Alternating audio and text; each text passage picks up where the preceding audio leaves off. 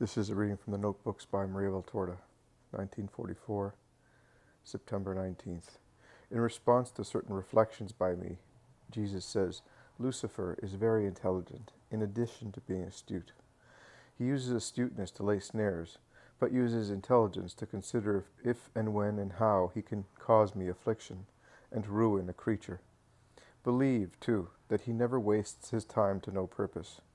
Consequently, since though he is omnipresent on earth, he has so much to do among the many men inhabiting the globe, and though man's limited attention and scanty desire for good make Lucifer's power truly great, nearly an omnipotence over creatures, he must, I tell you, calculate his time carefully and not waste an instant to work to his profit, his iniquitous profit, which consists of stuffing his infernal coffers with treasures stolen from God, souls. He is truly a tireless worker. Above, the tireless one works good for you. Below, the tireless one works evil for you. And in truth I tell you that he is more fortunate than God. His conquests are more numerous than mine. But as you can well understand from the introduction, in being astute, intelligent, and busy, he cannot afford to occupy himself with everyone to the same degree, and he does not. Oh, in his evil he is an ascetic regarding the idea he pursues, entirely devoted to it, and he does not get distracted or consent to compromises, weariness, or postponements. If only you men were in good what Satan is in evil, but you are not. Lucifer, as a creature moves towards intelligence, pays very little attention to him at first, limiting himself to observing him and sizing him up as a probable future goat in his infernal flock. As a creature acquires the ability to think and to will, that is, beyond 7 years of age, he increases his attention and begins his teaching. The angelic ministry instructs and leads spirit with words of light. The satanic ministry instructs and instigates the spirits with words of darkness. It is a never-ending struggle. One will be the winner, and the other the loser. The angel of light and the angel of darkness battle around a spirit until the final mortal hour, each trying to tear the prey away from the other, so that in the former may hand it back to the Lord in the light after having kept it under protection throughout the earthly day, and the latter can drag it off with him into darkness if his was the last victory. Between the two who battle, however, there is a third one, who at heart is the most important personage. There is the man the two are battling over. Man, free to follow his will, and endowed with intelligence and reason, furnished with the incalculable power of grace, which baptism has restored to him, and the sacraments maintain and increase. Grace, as you know, as in the text on June the 7th of 1943 in the Notebooks, is the union of the soul with God. It should thus give you so much strength as to make you impregnable and incorruptible in the face of Satan's snares and corruption. For union with God ought to make you demigods, but to remain as such, one must want to. One must say to Satan and to oneself, I belong to God and want to belong only to God. Obedience to the precepts and counsels, then, a continuous effort to follow and pursue and conquer good and an ever greater good. Then absolute faithfulness and constant vigilance, then and heroism to overcome oneself in the exterior in the seductions of the threefold concupiscence and its multiple faces.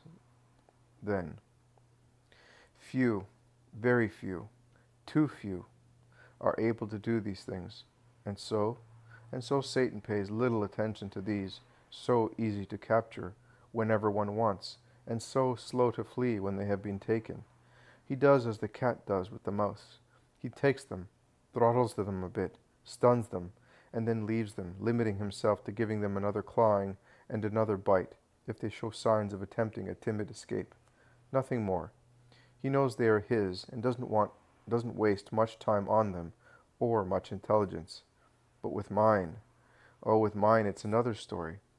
They are the prey that most stimulates his livid hunger. They are the impregnable. And Satan, an expert hunter, knows that it is meritorious to capture difficult game. They are God's joys, and Satan greatly celebrates when he can cause God pain and offense, and disappointment. He lives on hate, as God lives on love. He is hate, as God is love. Hate is his blood, as love is mine. He then multiplies attention and supervision around one of mine. To enter a dismantled fortress is child's play. The cruel king of hell does not want this. He wants God's fortresses, the clean, smooth rocks, as clear as crystal, as resistant as steel, which even in the deepest recesses, indeed, it is from the recesses that it flows forth, like liquid issuing from an interior to the exterior, bears the holiest name, sculpted everywhere, God, the name they love, serve, and pronounce with their worshipping spirits, with every beat of their hearts, to take you, to tear you away from me, to cancel that name out of your threefold being, as spirit, flesh, and reason, to make you flowers in my garden, filth for his hell, and laugh, hurling his blaspheming laughter against the divine throne, to laugh at his victory over man and over God. This is Satan's joy. The more you are mine, the more he obstinately insists on making you his, and since there are assiduous vigilance and will in you, he, the crafty one, does not follow and pursue you with the method used for the others, but he assaults you treacherously, at longer and longer distances, at the most unforeseeable times, and for the most inconceivable reasons. He takes advantage of pain, need, abandonment, and disappointments, and leaps like a panther on your amazed, grieved weakness of the moment, hoping to defeat you then to make up for all the times you have defeated him. The means, numberless. The method, one alone, that of a benevolent, lying sweetness, of a reasoned, placid word, and of an appearance of friendship, which helps, which wants to be helpful. Have you received assaults? And you still will, and many, and more clever. Oh, what acrimony towards me and you!